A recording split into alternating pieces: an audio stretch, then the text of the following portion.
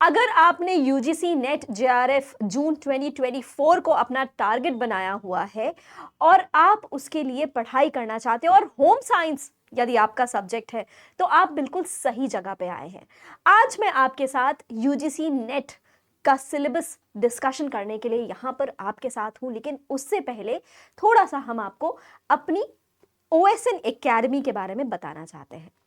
तो ये जो ओएसएन एकेडमी है स्टूडेंट्स, ये पिछले 20 साल से लगी हुई है आप जैसे स्टूडेंट्स को पार लगवा के असिस्टेंट प्रोफेसर्स और पीएचडी करवाने के लिए आपके साथ। ठीक है, तो इसमें हम क्या करते हैं, आपकी काउंसलिंग करते हैं, आपको गाइडेंस देते हैं, आपके साथ मिलके पढ़ते हैं, आपको पढ़ाते हैं और प्रीवियस ईयर्स के क्वेश्चंस सॉल्व करवाते हैं। तो ये जो ओएसएन एकेडमी हमारी रन करती है होम साइंस के सब्जेक्ट में, इसके मल्टीपल बैचेस चलते हैं। मल्टीपल एज इन हिंदी में चलता है, जो कि प्योर हिंदी में हम आपको होम साइंस पढ़ाते हैं। बाइलिंगुअल चलता है जिसमें हम इंग्लिश हिंदी मिक्स पढ़ाते हैं, और एक प्योर इंग्लिश में बैच चलता है उन बच्चों के लिए, those who find comfort in English medium only. तो ये तो हमारे यूजीसी नेट के बैचेस चलते हैं। इसके अलावा हमारे पास स्टेट लेवल एंट्रेंस टेस्ट जैसे कि Maharashtra set, Chhattisgarh set, etcetera etcetera जैसे एग्जाम्स में हम आपकी मदद कराते हैं, आपको सारे वीडियो क्लासेस देते हैं जिसको आप सुनकर और हमारी बुक्स से पढ़कर आप सारे स्टेट लेवल एग्जाम्स को क्लियर कर सकें। अगर आप DSSB की तैयारी कर रहे हो या अगर आप TGT या PGT की भी तैयारी कर रहे हो तो उसके लिए भी हम आपके साथ हैं। और अभी लेटेस्ट हमारा बिहार स्टेट BPSC का जो एग्ज़ाम होता है, उसका जो चाइल्ड डेवलपमेंट प्रोजेक्ट ऑफिसर है, उसका पैनल हमने लॉन्च किया है जिसमें हम CDPO की आपकी तैयारी करते हैं और CDPO के एग्ज़ाम को पास करने के बाद आप एक एडमिनिस्ट्रेटिव ऑफिसर की रैंक पे नियुक्त हो जाते हैं। तो चलिए, अगर जून 2024 में आपने यूजीसी नेट को अपना टारगेट बनाया हुआ है तो सबसे पहले आपके लिए ये जानना ज़रूरी है कि यूजीसी नेट के एग्ज़ाम में होम साइंस में, यानी कि जो इसका कोड 12 होता है, उसमें कौन सा सिलेबस आता है। तो इसी सिलेबस डिस्कशन के लिए मैं आज आपके साथ हूँ। सबसे पहले फूड साइंस एंड न्यूट्रिशन यानी कि खाद्य एवं पोषण आता है, जिसमें हम आपको सारी चीज़ें बताते हैं about food, about the science involve, उसके पीछे का जो रसायन, उसके पीछे का जो केमिस्ट्री है, उसके पीछे की जो विशेषताएं हैं उसके बारे में बताते हैं। चाहे वो फूड कार्बोहाइड्रेट हो, प्रोटीन हो, वाटर हो, फैट हो, विटामिन हो या मिनरल हो, हर एक खाना, एक एक चीज़, मिल्क प्रोडक्ट्स या egg, meat and meat products, vegetables, fruits, cereals, pulses, इन सब के बारे में हम आपको इन डेप्थ नॉलेज देते हैं। इस यूनिट में आपको और बहुत सारे चैप्टर्स दिखेंगे जैसे कि प्रॉपर्टीज ऑफ फूड, तो हर चीज़ की फिजिकल और केमिकल प्रॉपर्टीज को हम आप तक सामने आपके लाते हैं ताकि आप अच्छे से समझ सको कि हर खाद्य पदार्थ की क्या प्रॉपर्टी होती है, क्या उसके लक्षण होते हैं। तीसरा है जो आपको दिख रहा है, खाद्य पदार्थों की गुणवत्ता यानी कि quality evaluation of food. Quality evaluation of food की जब हम बात करते हैं तो ये सब्जेक्टिव और ऑब्जेक्टिव, यानी कि जहाँ पर हम को कुछ भी दिया जाता है और हम बताते हैं कि हाँ इसमें नमक कम है, मिर्ची ज़्यादा है, तो हर किसी का टेस्ट बड अलग अलग होता है। लेकिन जब ये एक ट्रेंड पैनल परफॉर्म करता है तो वो बता सकता है कि कोई भी प्रोडक्ट अगर वो मार्केट में आता है, जैसे कोई भी नया चिप्स आया, तो वो क्या मार्केट में किस लेवल तक एक्सेप्टेबल होगा या नहीं होगा, उसके लिए जो टेस्ट्स होते हैं उसके बारे में हम बताते हैं। जो हमारा फोर्थ चैप्टर है that is the effects of cooking and processing, यानी कि पोषणात्मक तत्वों और अन्य भौतिक पैरामीटरों, खाद्य प्रशिक्षण और अनुप्रयोग पर पकाने एवं प्रक्रमण तकनीकों का प्रभाव। तो ये कुकिंग करने के बाद जो है हमारे जो खाद्य पदार्थ होते हैं उस पर क्या प्रभाव पड़ता है, इफेक्ट ऑफ कुकिंग, और साथ ही में क्या होता है डिफरेंट टेक्निक्स जो हम लोग यूज़ करते हैं उसके प्रेजर्वेशन के लिए, उसके बारे में हम पढ़ते हैं।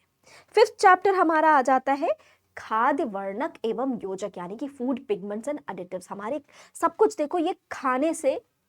मिलता जुलता है, और इसकी डिटेल्ड नॉलेज आपको सिर्फ यहाँ मिलेगी OSN एकेडमी पे, क्योंकि हम हर जो बनाते हैं, जो भी हम अपना ये बना के रखते हैं, जो भी हमारा मटेरियल है वो अप टू डेट रहता है। और अप टू डेट का मतलब क्या है कि as per the latest syllabus and as per the changes which have been made and also as per the latest questions। अगर 2023 में क्वेश्चन आया है तो उस क्वेश्चन के आंसर आपको हमारे इस स्टडी मटेरियल में मिल जाता है, राइट। तो खाद्य वर्णक एवं योजक मतलब फूड पिगमेंट्स, एडिटिव्स और अडल्टरेंट्स के बारे में बताते हैं। आपको इसमें फूड स्टैंडर्ड्स दिख रहा होगा, जैसे कि FSSAI होता है, ठीक है, HACCP दिख रहा होगा जिसको हम hazard analysis and critical control point कहते हैं। इसी तरह से ये सारी चीज़ें फूड से रिलेटेड आपको, और लास्ट में अगर आप देखोगे तो इस यूनिट का, पहले यूनिट का जो लास्ट चैप्टर यानी कि चैप्टर नंबर 10 है, वो है रिसर्च मेथड्स यानी कि अनुसंधान विधि। अनुसंधान से उसमें जो मूलभूत प्रश्न होते हैं यानी कि फंडामेंटल इश्यूज जो होते हैं, उसका कॉन्सेप्ट, उसका नीड, उसका स्कोप, इस सब को डिस्कस किया जाता है। इसी तरह से जब हम यूनिट 2 पे आते हैं तो यहाँ पर भी न्यूट्रिशन यानी कि पोषण और आहार विज्ञान, न्यूट्रिशन एंड डाइटेटिक्स, या हम कह सकते हैं कि इसमें डाइट को लेके और पोषण को लेके सारी चीज़ें होती हैं कि एक बैलेंस डाइट क्या होती है, ठीक है। बैलेंस डाइट के अंदर शरीर में पोषक तत्वों की क्या भूमिका होती है, हमारे भारतीय recommended dietary allowance for Indians हमारा, जिसमें हम आपको RDA 2023 के हिसाब से अपडेटेड रिकमेंडेड डाइटरी अलाउंसेस पढ़ाते हैं और इससे क्वेश्चंस भी आते हैं, right. Public health and nutrition हमारा नेक्स्ट चैप्टर हो जाता है जिसमें हम पब्लिक हेल्थ जब हम इंडिया की बात करते हैं तो स्टंटिंग, वेस्टिंग, माल न्यूट्रिशन, प्रोटीन एनर्जी माल न्यूट्रिशन, क्वाशियोकोर, मरासमस, ये सारी चीज़ें आ जाती हैं और साथ ही में कुछ कम्युनिकेटिव डिजीजेज आती है जिसके बारे में हम बताते हैं। फोर्थ चैप्टर हमारा हो जाता है न्यूट्रिशन थ्रू लाइफ स्पैन, यानी कि जीवनावस्था में पोषण, बच्चे से लेकर एक नवजात शिशु से लेकर एक गर्भावस्था में जाती हुई माँ से लेकर स्तनपान कराती हुई माँ से लेकर एक adult, pre school, school going child, वृद्धावस्था, इन सब के बारे में इसमें हमने पूरी तरह से आपको पढ़ाया है और पढ़ाते रहेंगे। इसी तरह से कम्युनिटी न्यूट्रिशन आ जाता है, यानी कि सामुदायिक पोषण। जब हम कम्युनिटी को लेके चलते हैं तो कम्युनिटी बेस्ड न्यूट्रिशन जो है वो अलग हो जाता है इंडिविजुअल न्यूट्रिशन से। तो इसमें यहाँ पर आपातकालीन यानी कि इमरजेंसी में जो हम न्यूट्रिशन देते हैं, जब कहीं पर कुछ जैसे सुनामी आ जाता है या अर्थक्वेक आ जाता है, तो उन लोगों को जो कि कहीं पर फंसते हैं या कहीं से रेफ्यूजी बनकर आए होते हैं, उनके लिए क्या न्यूट्रिशन रहता है उसके बारे में हम आपको क्लासेस में बताएंगे। इसी तरह से यूनिट 2 में अगर आप देखो तो न्यूट्रिशनल असेसमेंट होता है, जिसके बारे में अगर आपने पढ़ा होगा तो पोषणागत मूल्यांकन जिसको कहते हैं, एंथ्रोपोमेट्रिक, बायोकेमिकल, क्लिनिकल और डाइट सर्वे, ABCD के नाम से इसे जाना जाता है, उसके बारे में भी। लेकिन ये बहुत इन डेप्थ नॉलेज इसमें है जो कि हम आपको देंगे। पोषणात्मक हस्तक्षेप यानी कि ये न्यूट्रिशनल इंटरवेंशन हो जाता है, जो पॉलिसीज बनी है जैसे ICDS है, जैसे कि मिड डे मील है, जैसे कि PM पोषण, और ये सारी चीज़ें जो कि अपडेट होती जा रही है उनके बारे में भी हम आपको इसमें बताते रहेंगे। वैज्ञानिक एवं उपचारात्मक पोषण यानी कि क्लिनिकल एंड थेरेप्यूटिक न्यूट्रिशन, जिसमें वेरियस डिजीजेस यानी कि बहुत सारे रोगों के हिसाब से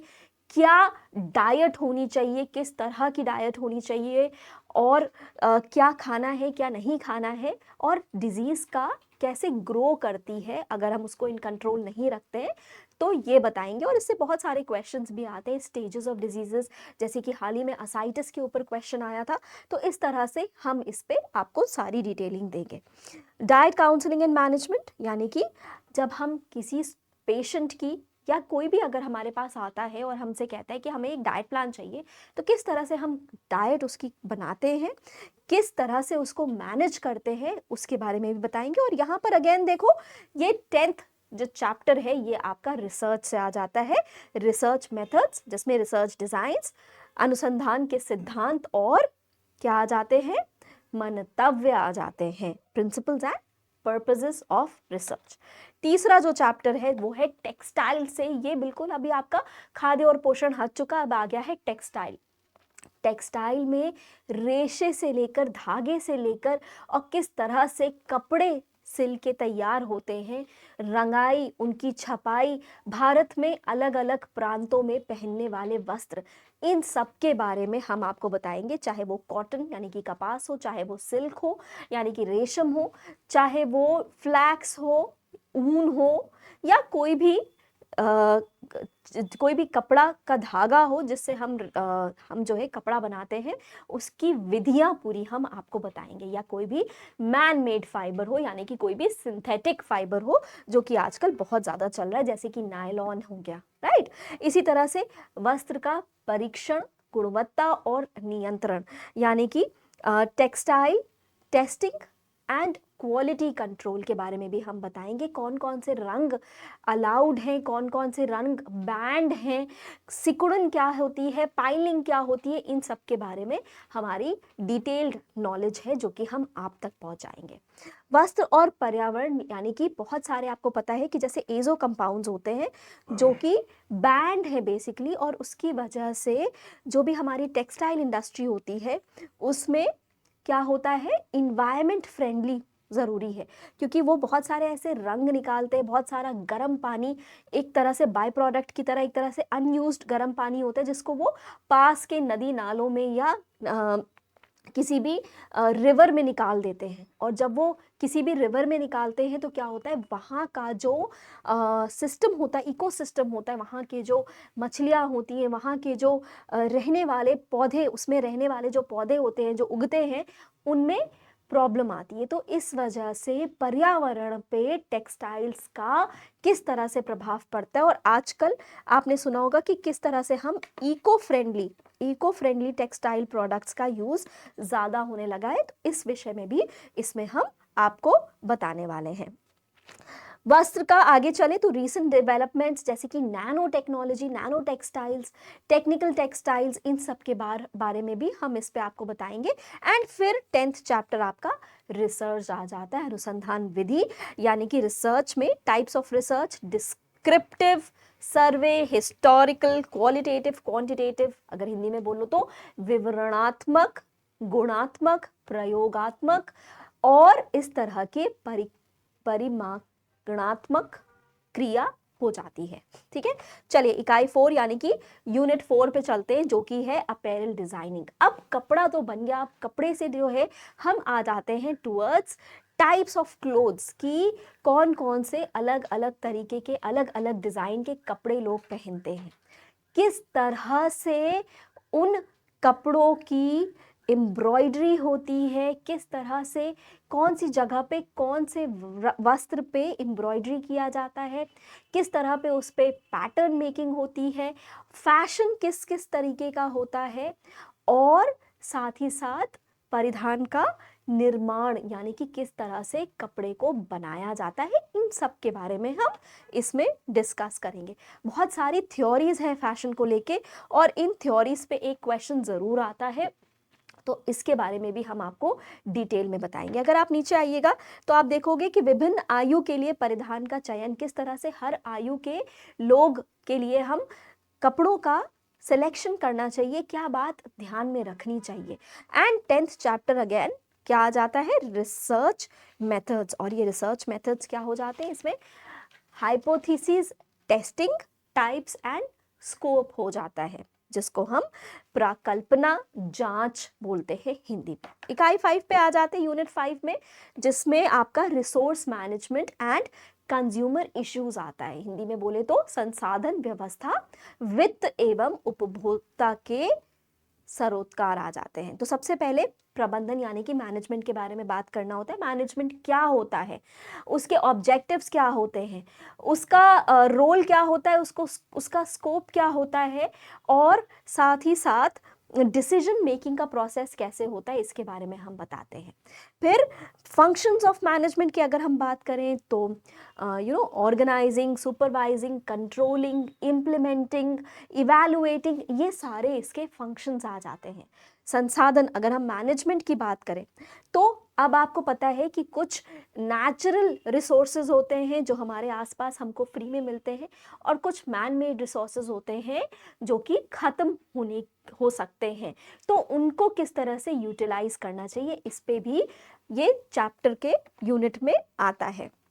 मानव संसाधन, जो हमारे अंदर जो रिसोर्सेज होते हैं, हमारा नॉलेज, हमारा स्किल, हम गाने में अच्छे हैं, हम काम करने में अच्छे हैं, हम मैथ्स में अच्छे हैं, तो वो हमारे अंदर वो मैन मेड रिसोर्सेज होते हैं जिनके बारे में हम बताएंगे। और उपभोक्ता यानी कि कंज्यूमर और कंज्यूमर इश्यूज यानी कि कंज्यूमर प्रोटेक्शन के बारे में भी भरपूर हम आपको ज्ञान प्राप्त कराएंगे अपनी इस अकेडमी के अंदर। इसी तरह से एंटरप्रेन्योरशिप, या फिर अगर हिंदी में बोला जाए तो उद्यम वृत्ति विकास के बारे में भी पूरी डिटेल्ड नॉलेज है। और 10th यूनिट अगेन आपका रिसर्च का हो जाता है। यूनिट 6 में अगर आए तो आ जाता है आवासीय एवं आंतरिक डिज़ाइन यानी कि हाउसिंग, यानी कि जब आप घर खरीदते हो तो घर में किस तरह से डिज़ाइन होनी चाहिए, किचन किस तरह से होना चाहिए, एलिवेशन साइट किसको कहते हैं, या फिर इस तरह के एलिमेंट्स क्या होते हैं, elements of art, principles of design, जिसको ध्यान में रख के हम घर में पुताई करवाते हैं, रंग करवाते हैं, हमारे पर्दे लगवाते हैं, इन सब के बारे में डिटेल्ड हम आपको पढ़ाएंगे। इसी के साथ साथ स्पेस को कैसे प्लान करते हैं, किस तरह के प्रिंसिपल्स होते हैं, और किस तरह से हम अलग अलग समूहों के लिए अलग अलग आवासों का निर्माण किस तरह से कर सकते हैं, उसके बारे में बताएंगे। इसके साथ साथ इसमें हम निर्माण विनियम यानी कि बिल्डिंग रेगुलेशंस, और हाउसिंग और इन्वायरमेंट यानी कि आवासीय पर्यावरण के बारे में भी बताएंगे। साथ ही साथ इसमें ऊर्जा के स्रोत यानी कि एनर्जी एज ए रिसोर्स के बारे में बताएंगे, और प्रोडक्ट डिजाइन, उसके पीछे जितनी भी थ्योरीज हैं उनको बताएंगे। फर्नीचर का हिस्टोरिकल पर्सपेक्टिव्स यानी कि ऐतिहासिक परिप्रेक्ष्य, फर्नीचर कब से इजाद हुआ, कैसे कैसे उसमें बदलाव आए, उन सब के बारे में हम आपको इसमें बताएंगे। और अर्गोनॉमिक्स, जो कि बहुत इंपॉर्टेंट होता है, जिसमें वर्क इन्वायरमेंट में किस तरह से हम किसी एक इंसान या पूरी की पूरी कम्युनिटी को हम किस तरह से उसको वर्क एनवायरनमेंट में होना चाहिए उसका, जिसमें उसको कहीं से भी बीमारी, क्योंकि आपने देखा है ना आजकल बैठे बैठे लोगों को रोग पकड़ लेते हैं क्योंकि उनका सिटिंग का काम बहुत ज़्यादा होता है। तो किस पोजीशन में बैठना चाहिए, क्या हमारी सीटिंग पोजीशन क्या होनी चाहिए, खड़े होने की पोजीशन क्या होनी चाहिए, वर्क अगर हम कंप्यूटर पे वर्क करें तो हमारी पोजीशन क्या होनी चाहिए, इस सब को हम अर्गोनॉमिक्स के अंदर में पढ़ाते हैं। ठीक है। एंड यूनिट 10 अगेन आपका क्या हो जाता है, रिसर्च मेथड्स, जिसमें सिलेक्शन हो जाता है। जल्दी से आ जाते हैं इकाई 7 पे, जो कि है बाल या फिर मानव विकास यानी कि चाइल्ड ऑब्लिक ह्यूमन डेवलपमेंट। इसमें बहुत सारी थ्योरीज आती हैं और हर थ्योरी को हम आप तक पहुंचाएंगे, और साथ ही में किस तरह से एक भ्रूण से लेकर एक वयस्क, और वयस्क के बाद एक वृद्धावस्था में इंसान जाता है, उसका पूरा चरण, उसकी सारी थ्योरीज और उससे मिले जुले जितने भी परिवर्तन होते हैं, चाहे वो दिमाग के परिवर्तन हो, चाहे वो फिजिकल परिवर्तन हो, उन सब के बारे में हम इसमें कवर करेंगे। यूनिट 10 में देखो तो क्या आ जाता है, फिर से रिसर्च आ जाता है, जहां पर यूनिट 10 में रिसर्च मेथड्स में टाइप्स ऑफ वेरिएबल्स यानी कि परिवर्तियों के प्रकार और उनका चयन यानी कि सिलेक्शन हम कैसे करते हैं वो आता है। यूनिट 8 हमारी हो जाती है फैमिली स्टडीज यानी कि यूनिट 8 हमारी हो जाती है पारिवारिक अध्ययन, जिसमें क्या हो जाता है, परिवार नियोजन के बारे में हम बात करते हैं, विवाह, टाइप्स ऑफ फैमिलीज के बारे में बात करते हैं, और क्या बात करते हैं, घरेलू हिंसा। क्योंकि आपको पता है कि जब हम शादी करके जाते हैं तो आम तौर पे जो अ, पढ़ा लिखा समाज नहीं होता है, वहाँ पर घरेलू हिंसा का पात्र एक महिला ज़्यादातर बनती है। तो उसके विषय में उस महिला को पता होना चाहिए, और अगर वो किसी भी तरह के वैवाहिक असमंजस्य में, यानी कि मैरिटल डिसहार्मनी या झगड़े में पड़ी हुई है, तो उसको किस तरह से अपना बचाव करना चाहिए उसके बारे में हम बताते हैं। पारिवारिक संबंध जो यहाँ पर आ जाते हैं, ये संबंध हो जाते हैं कि शादी के बाद जो बहुत सारी फैमिलीज होती है, मैट्रीलिनियल, मैट्रीलोकल या फिर पैट्रीलिनियर, पैट्रीलोकल, इस तरह की बहुत सारी डेफिनेशंस होती है जिनको हम कवर करेंगे। घरेलू हिंसा के बारे में मैंने बताया, माता पिता की शिक्षा, सकारात्मक पालन पोषण और समुदाय शिक्षा, यानी कि इसमें क्या आ जाता है फैमिली स्टडीज में, पेरेंट एजुकेशन, किस तरह से हम पेरेंट्स को एजुकेट करें कि वो अपने बच्चों में एक पॉजिटिव अपब्रिंगिंग लेकर आए। इसी तरह से परिवार विघटन, यानी कि फैमिली डिसओरिएंटेड फैमिली कौन सी होती है, न्यूक्लियर फैमिली क्या होती है, और जॉइंट फैमिली क्या होती है, उसमें भी बहुत सारी चीज़ें आती हैं जो कि हम बताएंगे। फैमिली स्टडीज़ आ जाता है जिसमें फैमिली इन क्राइसिस के बारे में हम बताएंगे, किस तरह से महिलाओं की स्थिति और लैंगिक भूमिकाएं, यानी कि फैमिली में स्टेटस ऑफ विमेन और उनके जेंडर रोल्स को हम कवर करते हैं। ठीक है, अगर आप ये देखिए तो पूरा जो है एक फैमिली, एक फीमेल और उससे मिली जुली जितनी भी पॉलिसीज हैं जो कि गवर्नमेंट ऑफ इंडिया ने बनाई है फीमेल और बच्चों के लिए, उसी के बारे में हम इसमें पढ़ाएंगे। और यूनिट 10 अगेन आपका रिसर्च आ जाता है। इकाई 9 के बारे में अगर हम बात करें तो यहाँ पर कम्युनिकेशन फॉर डेवलपमेंट, यानी कि विकास हेतु संचार आ जाता है, जिसमें हम संचार के मूल, यानी कि कॉन्सेप्ट्स या बेसिक्स ऑफ कम्युनिकेशन, ठीक है, संचार के सिद्धांत, किस तरह से हम कम्युनिकेट करते हैं, कौन कौन से थ्योरीज थी कम्युनिकेशन की, उसके बारे में बताएंगे। लीगन का मॉडल, श्रैम का मॉडल, वीवर का मॉडल, इन सब के बारे हम आपको पढ़ाएंगे। विकास यानी कि क्या हुआ, कॉन्सेप्ट ऑफ डेवलपमेंट, विकास का अवधारणा, विकास की अवधारणा के बारे में बताएंगे। विकास के लिए संचार की हम जब हम किसी कम्युनिटी में जाते हैं, किसी पिछड़े वर्ग में जाके उसको बताते हैं कि आपको ये खाना चाहिए या इस तरह से रहना चाहिए, तो हम कैसे उससे कम्युनिकेट करते हैं, किस माध्यम से संचार करते हैं, इसके बारे में सारी चीजें हम आपको इन सभी में डिटेल में बताएंगे। ठीक है, एंड अगेन यूनिट 10 आपका रिसर्च आ जाता है, जिसमें क्या आ जाता है, एनालिसिस ऑफ डाटा, यानी कि प्राचलिक और गैर प्राचलिक आंकड़ों द्वारा डाटा का विश्लेषण, parametric and non parametric test. और सबसे लास्ट में हम आ जाते हैं इकाई 10, यानी कि विकास प्रबंधन एवं समुदाय विकास, जिसको हम क्या कहते हैं, extension education and community development. जो हिस्टोरिकल पर्सपेक्टिव्स की पहले जैसे क्वेश्चंस आते हैं, आज़ादी के पहले एक्सटेंशन के बारे में पूछा गया था कि कौन सा कमीशन था या क्या था, तो उसके बारे में हमें पता चलना चाहिए कि अगर मारिया मोंटेसरी ने क्या चीज़ शुरू की थी, महात्मा गांधी ने, रविंद्रनाथ टैगोर ने क्या चीज़ शुरू की थी, तो ये सारे सिद्धांत, इन सब की थ्योरीज हमें मालूम होना चाहिए। प्रोग्राम मैनेजमेंट, यानी कि कार्यक्रम प्रबंधन के बारे में बताएंगे, एंड एक्सटेंशन मेथड्स और मटेरियल्स जो यूज होते हैं, जैसे कि radio, TV, flash cards, projectors, model specimens, इन सब चीज़ों के बारे में हम आपको इसमें बताते रहेंगे। विस्तार शिक्षा, अगर हम विस्तार शिक्षा की बात करें तो एक्सटेंशन एजुकेशन में विस्तार शिक्षा यानी क्या हो जाता है, एक्सटेंशन एजुकेशन, उसकी गतिविधियों के बारे में बताएंगे, और फॉर्मल और इनफॉर्मल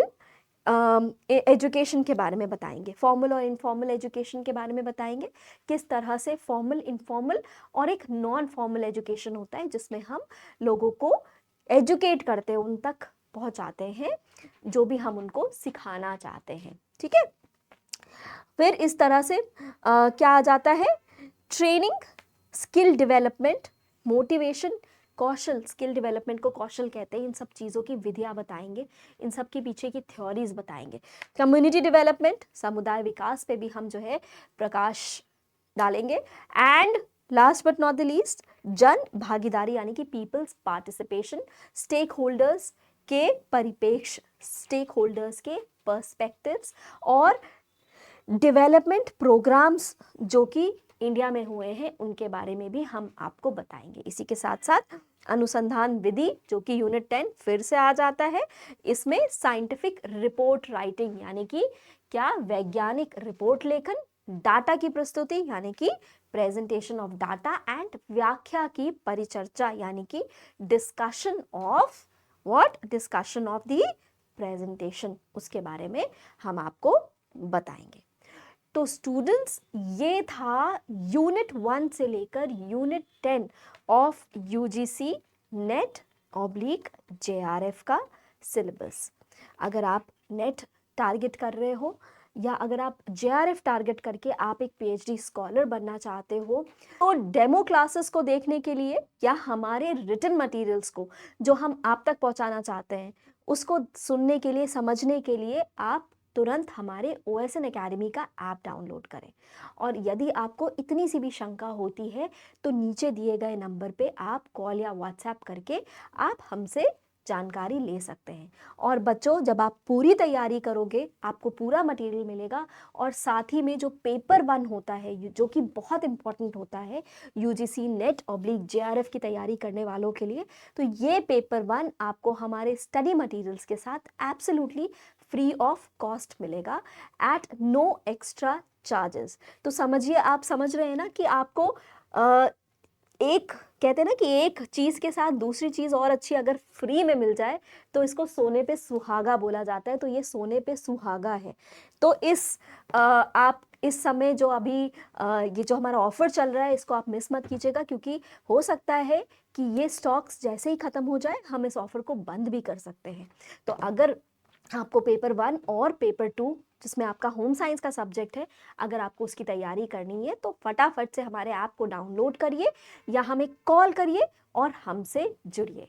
चलिए, with this we come to the end. Goodbye and take care.